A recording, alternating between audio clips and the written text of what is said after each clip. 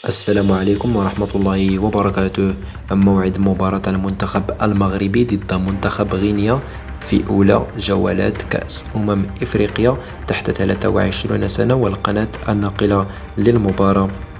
من المنتظر أن يواجه المنتخب المغربي منتخب غينيا في الجولة الأولى من كأس إفريقيا تحت 23 سنة المقامة بالمغرب، وستنطلق المباراة يوم 24 يونيو 2023 على أرض ملعب الأمير مولاي عبد الله بالرباط، وذلك في تمام الساعة 9 مساء بتوقيت المغرب، تونس والجزائر، 11 بتوقيت مصر والسعودية.